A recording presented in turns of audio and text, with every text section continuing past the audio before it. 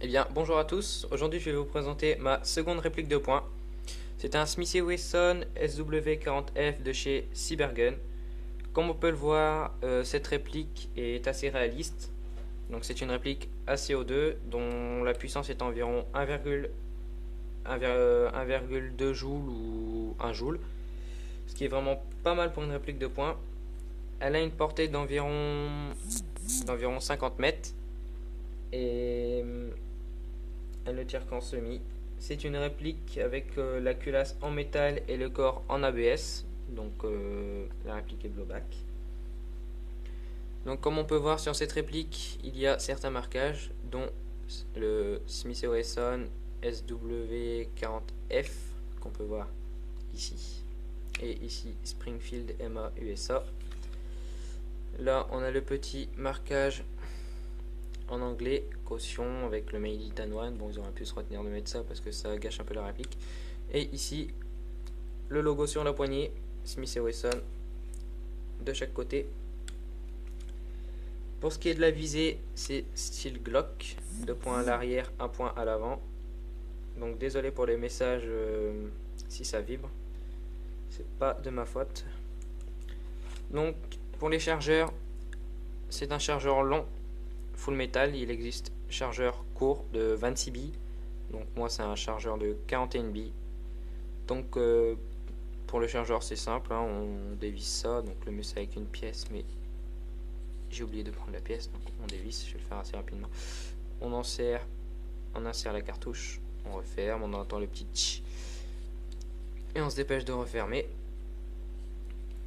Donc voilà. Donc pour ce qui est, si on veut démonter la réplique, c'est comme pareil pour les Glock. On tient les deux petits crans, voilà, on tient un coup à l'arrière et on pousse. Attendez, si je le fais mal ça va pas aller. Voilà.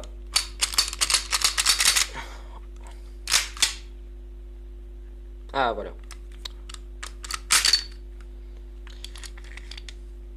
Donc voilà. Donc si j'ai eu ce petit problème, c'est parce qu'en fait, si vous voulez mettre un petit commentaire pour régler mon problème, ça serait très sympa. J'ai le ressort. Le ressort, il bouge. Et voilà, donc il bouge vraiment beaucoup. Ce qui m'empêche de démonter correctement la réplique. Et de même pour la remonter.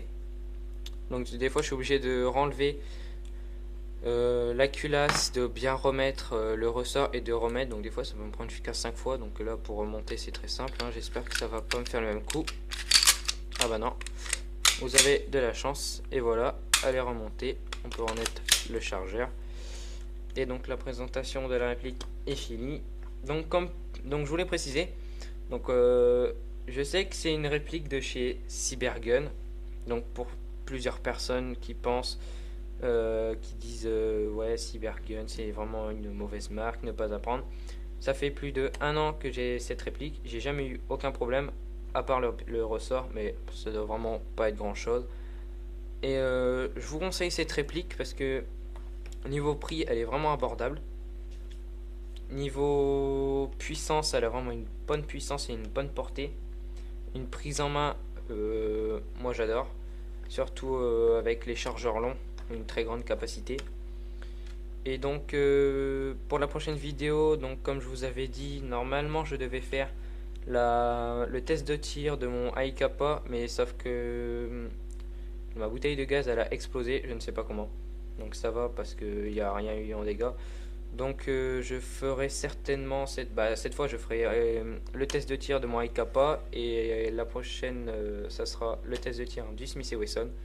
Donc merci d'avoir regardé ma vidéo. Mettez un pouce bleu si vous aimez, partagez, commentez et abonnez-vous, ça fait toujours plaisir. Et merci à vous.